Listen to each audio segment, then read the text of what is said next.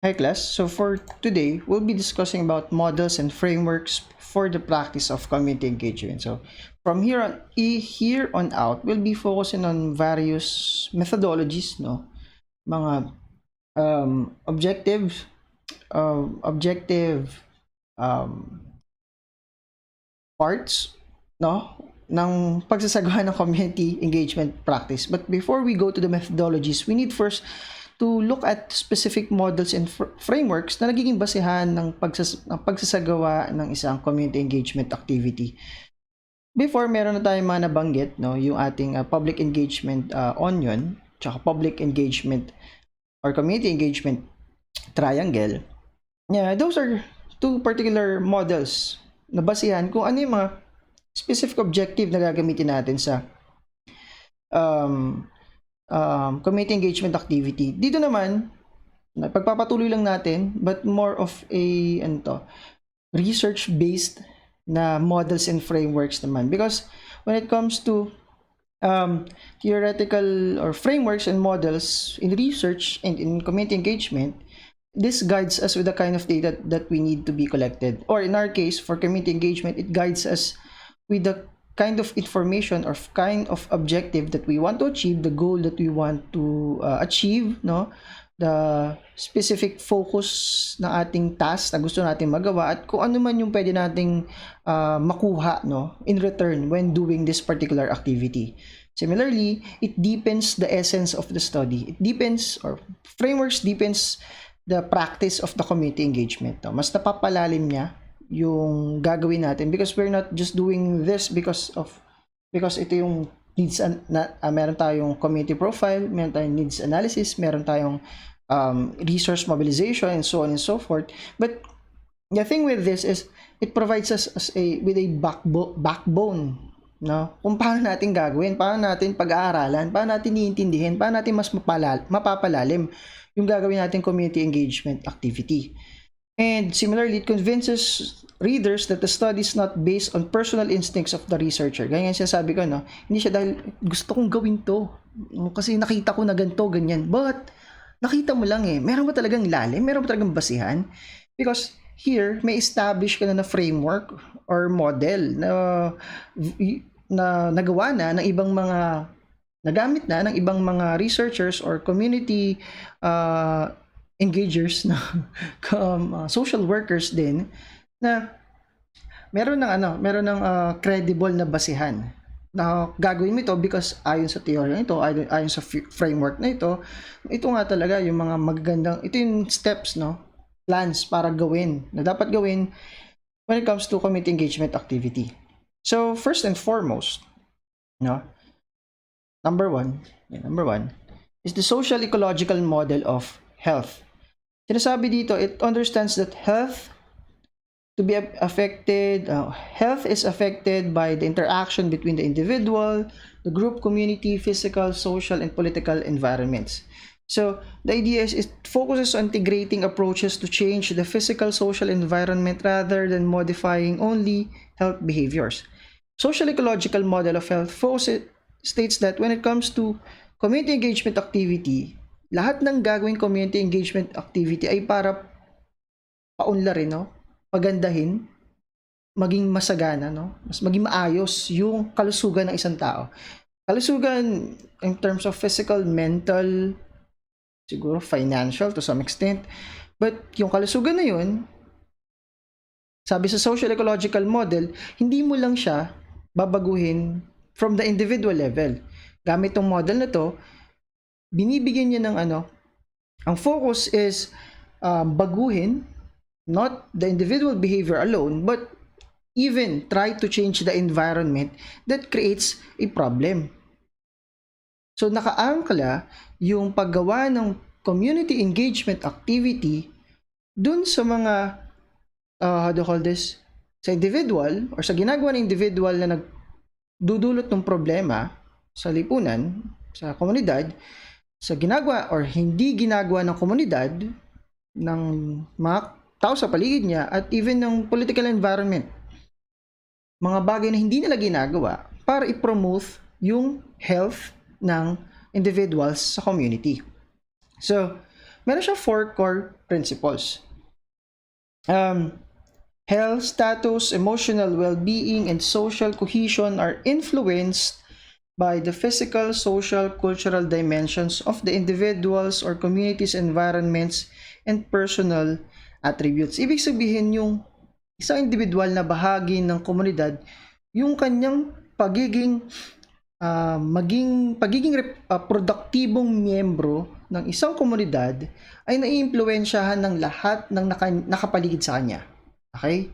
So the thing with how he behaves, how he acts, why he or she is siguro tawag dito, bakit mahilig sa junk food yung mga tao sa lugar na to, bakit soft drinks yung ginagawa nilang tubig, because his emotional or bakit madami ditong sa lugar na to ang nagkakaroon ng clinical depression, anxiety of some sort, is may malaking kinalaman, no, impluwensya yung kanyang physical environment, yung physical, social, and cultural dimensions of the individuals or communities environment na nakaka-apekto sa kung paano nahuhubog yung kalagayan ng isang individual.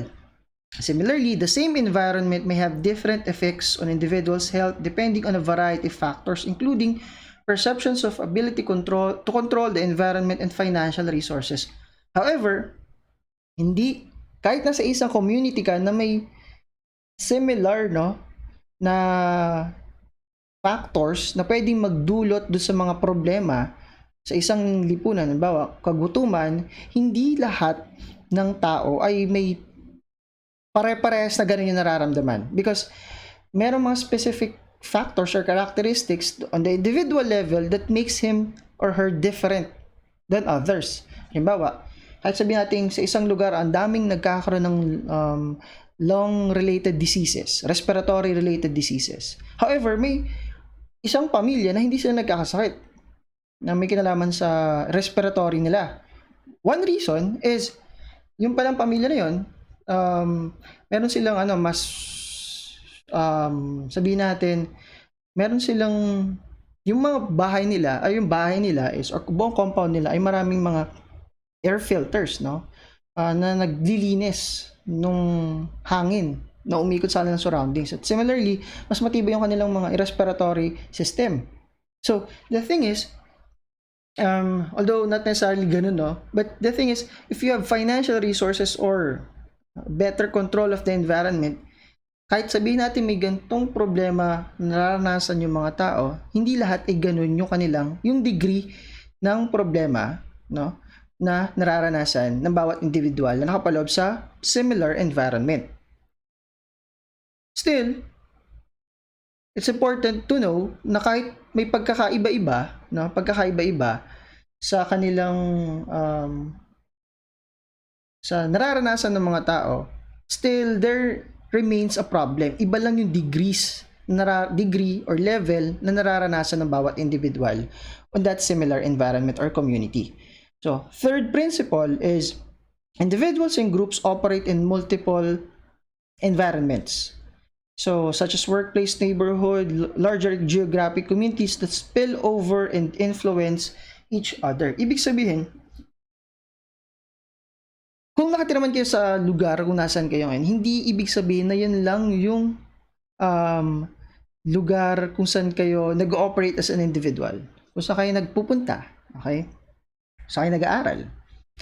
But the thing is, nagkakaroon ng spillover. Pag sinabi natin spillover, yung bawat bahagi or aspeto ng lipunan na yun, yung bawat aspeto ng lipunan na yun ay interconnected sa bawat isa. Ibig sabihin, they tend to influence one another. Kung halimbawa, sa lugar na to, sa isang barangay, sa inyong lungsod, hindi nakukuha nasana yung mga tao na hindi nagsesegregate, kahit sabihin natin may batas na dapat mag-segregate tayo, pwedeng ipasa. Lalo kung halimbawa, yung mga tao dito ay palaging pupunta sa communities, katabing community nila, at kinukwento nila na okay lang naman, kinukuha naman ng mga basurero lahat eh. Hindi naman daw kailangan na nagsisegregate ka. So yung mga ganong instances, no? Because we operate in multiple environments, nagkakaroon ng spillover when it comes to or influences, no, they influence each other on how they behave, no, how they behave towards providing a certain, towards affecting this level or status of health ng bawat individual sa isang community. And lastly, there are personal and environmental leverage points, such as the physical environment, available resources, and social norms that exert vital influences on the health and well-being. Ibig sabihin, pag sinabi nating leverage points, ito yung mga specific, how do you call this? Specific aspects, no? Elements na meron ng isang lipunan. So, may mga certain leverage points. Again, when talk about leverage points, certain levels of influence, no, influential aspects or elements that person or even your environment can exert influence over health and well-being. Halimbawa, maganda example is siguro, you're in city. While the people, no, wanted to have clean air, the local government wants to parang magpatayo pa ng mas madaming mga manufacturing companies sa inyong community. Kasi nga, again, it can provide better job opportunities, increase the economic development in your area. So, yung mga ganong leverage points can affect the health and well-being of an individual. Even social norms, halimbawa, masustansya sa katawan ang pagkain ng pag-inom at siguro pag-inom ng alak once in a while. Okay? Lalo kung wine. However, if your family believes that hindi dapat umiinom ng alcohol ang mga tao, ganyan, for whatever reason, that's the norm in your house, that has certain influence on your health and well-being. Again, those are particular leverage points or influential aspects na makaka-apekto sa level or status ng kalagayan ng ating health and well-being sa isang environment. Ganun yung gusto iparating ng social ecological model. Para mas madaling maintindihan, no? Yun yung 4 core principles niya. Para mas madaling maintindihan yung gustong iparating nito, there is a 4-level model of the factors affecting an person's health in a community. First is the individual level. Ibig sabihin, yung kanyang biology and personal characteristics such as age, education, income, health, history, relationships. Second level yun. Ito, makita niyo dito. Ito yung actual na ecological model. No? Ecological model. Relationship in terms of person's closest social circles, so friends, family members, nakaka-impluwensya sa kanyang behavior at mga karanasan. The community, which is the setting in which he or she has social relationships such as schools, workplace, neighborhood, seeks to identify the characteristics of these settings that affects his health. And lastly, a societal model or societal component, which is broad societal factors that could favor or impair, such as cultural, social norms, health, economic, educational, social policies that help to create and maintain or lessen socioeconomic inequalities in a group. So, ito yung mas magandang part. So, dahil sinasabi ng social ecological model of health na yung kalusugan ng tao, physical, mental, emotional well-being ng tao ay naapektuhan ng kanyang environment. Kung merong isang problema sa komunidad, application agad nung social ecological model. Well, may nakita tayong problema sa community ng obesity. Inadapt ko na lang yun sa book para mas madali. So, obesity, so ang rationality natin, objective natin, as part of community engagement activity, baka malimutan kasi natin, is to reduce obesity rate in our community. Ito yung proposed activities natin in terms of levels. Again, may 4 components or 4 levels, no, when it comes to that affects the health of an individual in a community. From an individual level, para ma-reduce yung obesity rate, pwede nating mag-conduct na educational programs na tuturuan sila kung paano, ano yung mas healthier lifestyle. That's from the individual level. In terms of interpersonal level naman, para ma-reduce yung childhood obesity is magtayo daw ng mga walking clubs or work with community groups to introduce healthy menus and cooking methods, promote community gardening groups, mga physical activities with your circle of friends, no? Yun, bawa, yayayain mo yung mga, kayo magpipinsan, magbabike kayo, no, para mas maging active yung lifestyle nyo. Those can be, no, at an interpersonal relationship level, activities that can, sa social ecological model, can reduce, no, or remove, eradicate itong problem sa isang community. In a community level, work with local grocery stores and convenience stores to help increase fresh fruits and vegetables for their consumption. Establish siguro yung mga farmers market na may mas murang mga paninda para sa mga low income. Again, it's medyo western yung context, no? But pwede nating apply din naman. Kasi mas mura yung mga tinitinda ng mga local produce, no, local producers. Work with Sitter County or local government unit na lang to identify walking trails, parks, and their sites where people can go to walk and publicize these sites. So, ito, through social media, pwede ka parang information dissemination para maipaalam sa mga tao yung mga lugar na kung saan pwede silang magsagawa ng mga physical activities. That's on a community level. On a societal level naman, according to social ecological model of health, pwedeng magkaroon ng advocacy campaigns to passage of certain laws or regulations, eliminating junk foods sa schools, ban the use of trans fatty acids in restaurant food, and mandate a percentage of the budget for road maintenance and construction be spent on walking paths and bike lanes para sa physical activities ng mga tao. Ito yung actual application ng social ecological model of health.